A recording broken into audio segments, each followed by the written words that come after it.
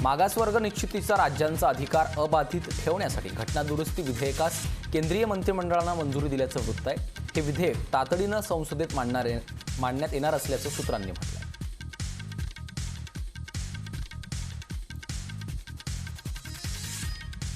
राज्यपाल आजपासून 3 दिवसीय नांदेड, हिंगोली आणि परभणी जिल्ह्याच्या दौऱ्यावर आहेत. ते नांदेडमधील विद्यापीठाच्या कार्यक्रमाला हजेरी लावतील. तसंच नांदेड जिल्हाधिकारी कार्यालयात आढावा बैठक घेणार आहेत.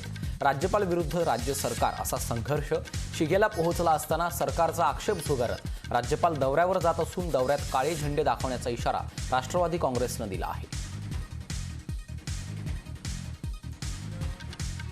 राज्यपाल भगतसिंग कोश्यारी हे राज्यपाल म्हणून न वागता भाजपच्या कार्यकर्त्यांसारखे वागत असल्याची टीका नाना पटोलेंनी केली आहे. त्यांनी राज्यपाल तरी राहावं, नाहीतर भाजपचा कार्यकर्ता राहावं अशा परखड शब्दात नाना पटोले यांनी राज्यपालांना सुनावलं आहे.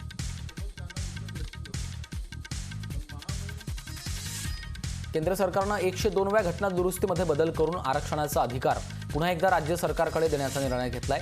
मात्र फक्त राज्यांना अधिकार देऊन काही फायदा होणार नाही, तर आरक्षणाची 50% मर्यादा काढणं गरजेचं असल्याचं मराठा आरक्षण विषयक उपसमितीचे अध्यक्ष आणि सार्वजनिक बांधकाम मंत्री अशोक चव्हाण यांनी सांगितलं. एमपीएससीच्या बोर्ड सदस्यांची नियुक्ती लवकर व्हावी यासाठी बुधवारी राज्यमंत्री दत्तात्रय भरणे यांनी राज्यपाल भगतसिंग कोश्यारी यांची भेट घेऊन निवेदन दिलंय. महाराष्ट्र लोकसेवा आयोगाच्या उमेदवारांची भरती प्रक्रिया पूर्ण करण्यासाठी मुलाखत प्रक्रिया पार पडणं गरजेचं असल्याचं भरणेंनी म्हटलंय. म्हणूनच मुलाखत घेणाऱ्या सदस्यांच्या नियुक्तीसाठीची फाईल राज्यपालांकडे पाठवण्यात आल्याचं भरणे यांनी सांगितलं आहे.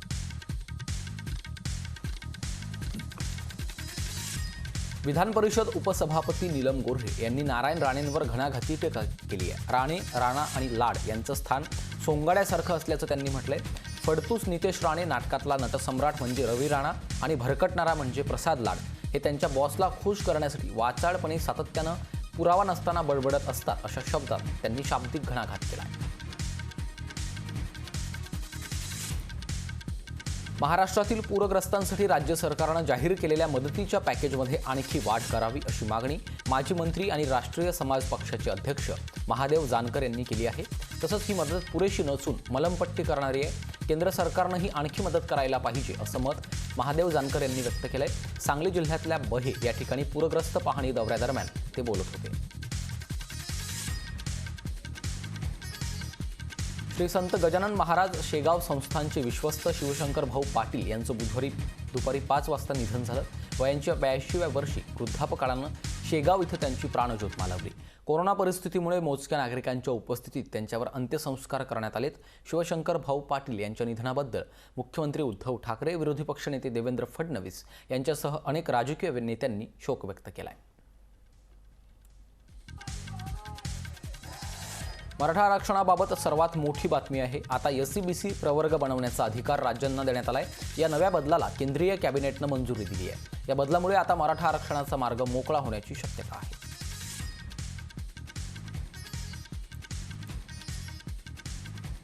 कला, वाणिज्य आणि विज्ञान शाखेच्या प्रवेशासाठी आजपासून 12वीच्या निकालानुसारच प्रवेश प्रक्रिया सुरू होणार आहे. यासाठी कोणत्याही प्रकारची सीईटी नसून नेहमीप्रमाणेच मेरिट लिस्टनुसार प्रवेश होणार असल्याची माहिती उच्च आणि तंत्रशिक्षण मंत्री उदय सामंत यांनी पुण्यात पत्रकार परिषदेत दिली. पुढील शैक्षणिक वर्ष सुरू करण्यासाठी त्या जिल्ह्यातील कोरोनाची परिस्थिती पाहून आम्ही 8 दिवसात निर्णय घेणार आहोत. त्यासाठी प्रशासनाशी आम्ही चर्चा करत असल्याचं देखील त्यांनी सांगितलं. शालेय शिक्षण मंत्री वर्षा गायकवाड यांच्या निवासस्थानाबाहेर छात्रभारती संघटनेनं बुधवारी आंदोलन केलं.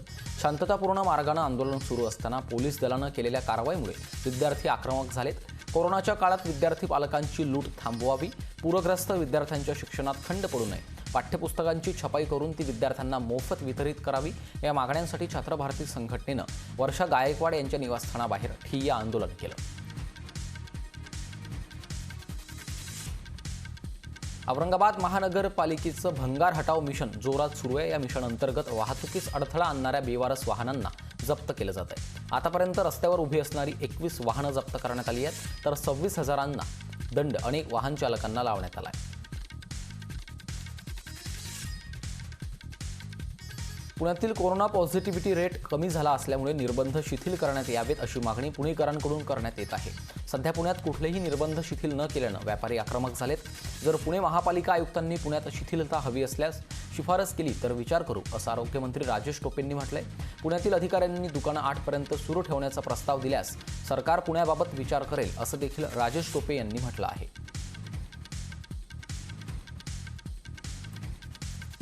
30 ऑगस्टपासून डॉक्टर बाबासाहेब आंबेडकर मराठवाडा विद्यापीठात प्रवेश प्रक्रिया सुरू होणार आहे. तर 1 ऑक्टोबरपासून ऑनलाईन शिकवणीला सुरुवात होईल. UGCच्या मार्गदर्शनानं शैक्षणिक वेळापत्रकाचं नियोजन केलं आहे.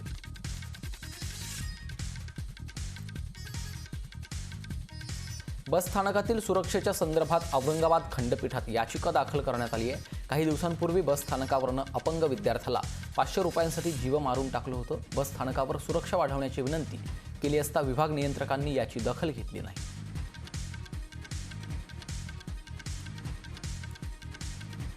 दिल्लीतील अल्पवयीन मुलीवर झालेल्या बलात्कार आणि हत्येच्या घटनेचे तीव्र पडसाद उमटत आहेत. त्याची दखल घेत केंद्र सरकारनं 389 पॉक्सो न्यायालयासह 1023 जलदगती विशेष न्यायालयांना 2 वर्षांची मुदतवाढ देण्याचा निर्णय बुधवारी घेतला.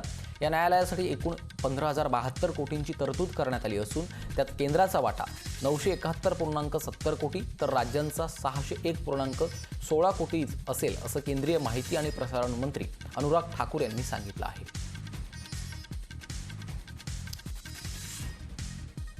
नागपूर शहरातील नंदनवन पोलीस स्टेशन हद्दीत तरुणाचा त्याच्याच मित्रानं हत्या केली आहे. फ्रेंडशिप डेच्या दिवशी झालेल्या भांडणातून ही हत्या झाल्याचं बोललं जात आहे.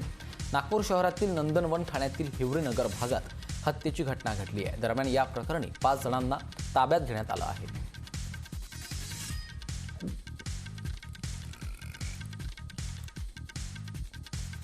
यवतमाळमधील हटवांजरी येथील शेतकरी आत्महत्या प्रकरणी अखेर मारेगाव पोलिसात गुन्हा दाखल झालाय. यात मृतकाच्या पत्नीच्या तक्रारीवरून 3 आरोपींवर आत्महत्येस प्रवृत्त केल्याप्रकरणी गुन्हा दाखल करण्यात आला आहे.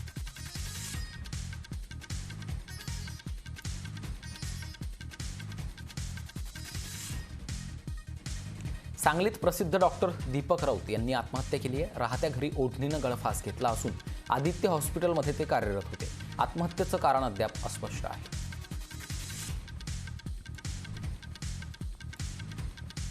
आज पुणे शहरात पुन्हा लसीकरण बंद राहणार आहे. कोविशिल्ड लसीचा साठा संपल्यानं उद्या लसीकरणाला ब्रेक असेल. राज्य सरकारकडून मंगळवारी मिळालेले 18,000 डोस आज संपले आहेत. 6 दिवसात फक्त एकच दिवस लसीकरण झालं असून शहरात आज देखील लसीकरण बंद असणार आहे. पुणे जिल्ह्यात अद्याप 71 लाख नागरिकांनी कोरोना लसीचा एकही डोस घेतलेला नाही. नागपूर जिल्ह्यातील नरखेड तालुक्यातील वनक्षेत्रात पहिल्यांदाच ड्रोननं बियाण्यांची पेरणी केली जाते. महाराष्ट्रात प्रायोगिक तत्वावर पायलट प्रोजेक्ट सुरू करण्यात आलाय आणि त्याचा प्रयोग नागपूर जिल्ह्यातील नरखेडमध्ये करण्यात येतोय. बियाणं हवेतून जंगलात पडल्यानंतर किती झाडं उगवतील यावर वन कर्मचारी लक्ष ठेवत आहेत.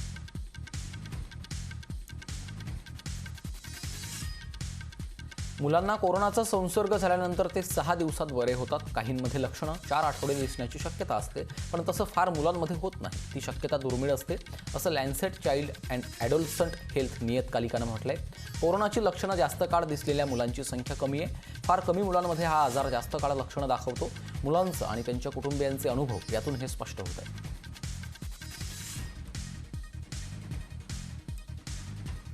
मुंबईतल्या 270 केंद्रांवर आजपासून 100% वॉक इन पद्धतीने लसीकरण होणार आहे. कोविशिल्डचे 57,000 तर कोव्हॅक्सिनचे 48,000 असे एकूण 1,05,000 डोस प्राप्त झालेत. उर्वरित 44 केंद्रांवर 50% ऑनलाईन रजिस्ट्रेशन आणि 50% वॉक इन लसीकरण होणार आहे.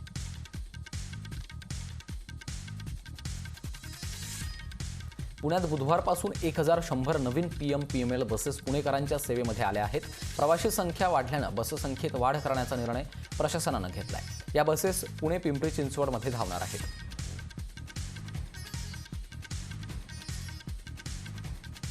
इलेक्ट्रिक वाहनांवरील नोंदणी शुल्क माफ करण्यात येणार आहे. या संदर्भातील केंद्रीय रस्ते आणि परिवहन मंत्रालयाकडून आदेश काढण्यात आला आहे. त्यामुळे इलेक्ट्रिक वाहन खरेदी केलं तर तुम्हाला त्यावर कुठलीही रजिस्ट्रेशन फी भरावी लागणार नाही. तसंच भविष्यात तुम्हाला RC बुकसाठी देखील पैसे भरावे लागणार नाहीत.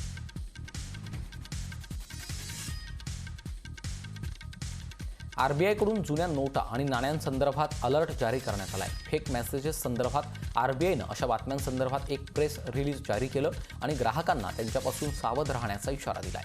जुन्या नोटा किंवा नाण्यांची खरेदी विक्रीच्या बनावट ऑफरला बळी पडू नये असंही RBIनं स्पष्ट केलंय.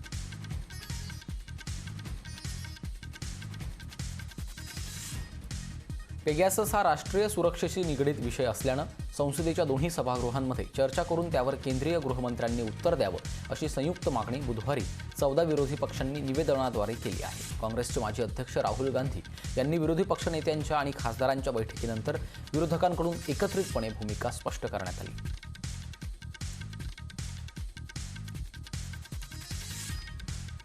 दिल्लीच्या पोलीस आयुक्तपदी नुकतीच राकेश अस्थाना यांची नियुक्ती करण्यात आली। राकेश अस्थाना हे सीबीआयचे माजी संचालक राहिले आहेत। अस्थाना यांची आयुक्तपदावर नियुक्ती केल्यानंतर दिल्ली सरकारनं त्यांच्या नियुक्तीला जोरदार विरोध केलाय।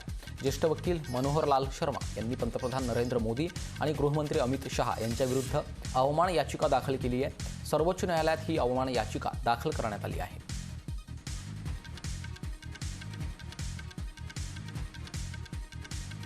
मध्य प्रदेशचे गृहमंत्री डॉक्टर नरोत्तम मिश्रा यांनी पूरग्रस्त भागात आपला धाडसी बाणा दाखवून दिलाय।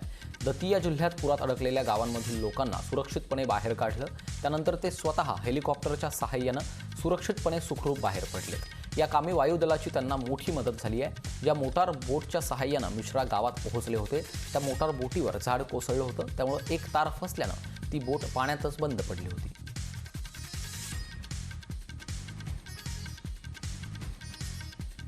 आदित्य बिर्ला समूहाचे अध्यक्ष कुमार मंगलम बिर्ला यांनी टेलिकॉम कंपनी व्होडाफोन आयडियाचे बिगर कार्यकारी संचालक आणि बिगर कार्यकारी अध्यक्षपदाचा राजीनामा दिलाय। आदित्य बिर्ला समूहाकडून हिमांशु कपाडिया यांची बिगर कार्यकारी अध्यक्ष म्हणून नियुक्ती करण्यात आली आहे। व्होडाफोन आयडिया सध्या प्रचंड आर्थिक संकटात आहे, अशावेळी हे बदल झाल्याचं बोललं जात आहे। मध्य प्रदेशात पूर परिस्थिती गंभीर झाली आहे। राज्यात मुसळधार पावसामुळे आलेल्या पुराचा 1200हून अधिक खेड्यांना फटका बसला असून 5950 लोकांना लष्कर, एनडीआरएफ, सीमा सुरक्षा दल आणि राज्य यंत्रणांच्या मदतीनं सुरक्षित ठिकाणी हलवण्यात आलंय, अशी माहिती मुख्यमंत्री शिवराज सिंग चौहान यांनी दिली आहे। 1950 लोक अजूनही पूरग्रस्त भागात अडकले असून त्यांच्या सुटकेचे प्रयत्न सुरू आहेत। पावसाच्या प्रकोपामुळे शिवपुरी आणि ग्वाल्हेर दरम्यानची रेल्वे सेवा आणि मुरैना जिल्ह्यातील दूरसंचार सेवा ठप्प झाल्यात, असंही मुख्यमंत्र्यांनी स्पष्ट केलंय। 5 ऑगस्ट 2020 रोजी पंतप्रधान नरेंद्र मोदी यांनी राम मंदिराची पायाभरणी केली होती। तेव्हापासून मंदिराला मूर्त स्वरूप देण्यास सुरुवात झाली आहे। 2023 मध्ये म्हणजेच नियोजित वेळेच्या 1 वर्ष आधी भव्य राम मंदिरात रामाचं दर्शन घेता येणार आहे, असं सांगण्यात आलं होतं। अयोध्येत राम मंदिराच्या उभारणीनंतर प्रभू रामाची वाट पाहणाऱ्या राम भक्तांचं स्वप्न लवकरच पूर्ण होणार असून राम मंदिराच्या पायाभरणीला 1 वर्ष पूर्ण होत आहे।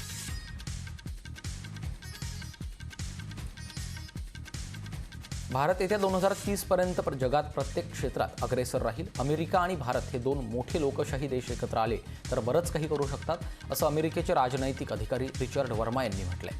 त्यांनी सांगितलं की 2030 पर्यंतच्या काळाचा विचार केला तर भारत जगात प्रत्येक क्षेत्रात आघाडीवर असेल। भारताचं लष्कर ही जगात 3ऱ्या क्रमांकावर आहे। जगातील सर्वात मोठ्या लोकशाही देशात या सर्व गोष्टी आहेत।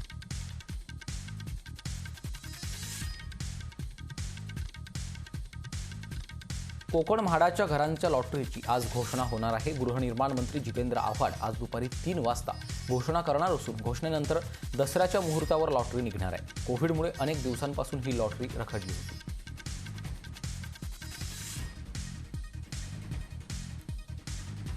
बुधवारी संसद परिसरात अकाली शिरोमणी दलाच्या खासदार हरसिमरत कौर बादल आणि काँग्रेसच्या खासदार रवनीत सिंग बिट्टू यांच्यामध्ये कृषी कायद्यावरनं शाब्दिक चकमक पाहायला मिळाली। हरसिमरत कौर हातात फलक घेऊन संसदेबाहेर कृषी कायद्यांचा विरोध करत होत्या। यावेळी रवनीत सिंग बिट्टू यांनी कौर यांच्या आंदोलनाला ड्रामा म्हणत भाजपसोबत सत्तेत राहून कायदे पारित केल्याचा आरोप केला। त्यानंतर हरसिमरत कौर देखील आक्रमक झाल्याचं पाहायला मिळालं।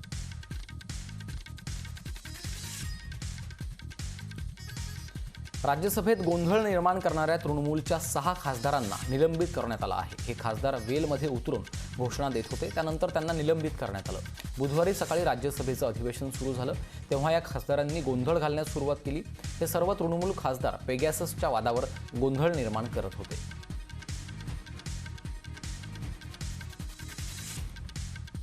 राष्ट्रपती रामनाथ कोविंद 2 ते 6 ऑगस्ट दरम्यान तामिळनाडूच्या दौऱ्यावर आहेत। राष्ट्रपतींनी बुधवारी वेलिंग्टनमधील संरक्षण सेवा कर्मचारी महाविद्यालयाला भेट दिली। त्यावेळी त्यांनी 77व्या स्टाफ फोर्सच्या विद्यार्थी अधिकाऱ्यांना संबोधित केलं।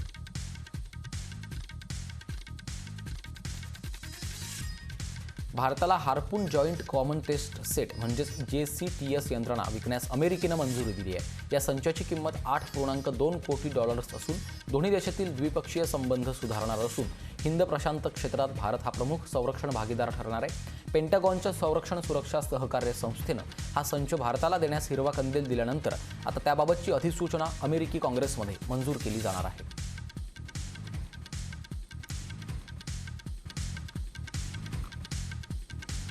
भारतीय महिला संघाच्या पराभवानं दिवसाचा शेवट. कांस्य पदकाची आशा मात्र कायम. टोकियो ऑलिम्पिकचा आज 14वा दिवस आहे. भारताच्या पुरुष हॉकी संघानं कांस्य पदकासाठी सामना सुरू ठेवला, ज्यामध्ये जर्मनीनं 3-1 अशी आघाडी घेतली आहे. या सामन्यात टीम इंडियाची सुरुवात खराब झाली, मात्र गोल करून पुनरागमन करत यानंतर जर्मनीनं आणखी दोन गोल करत भारतावर दबाव आणला. सामन्याच्या पहिल्या मिनिटाला जर्मनीनं गोल केला.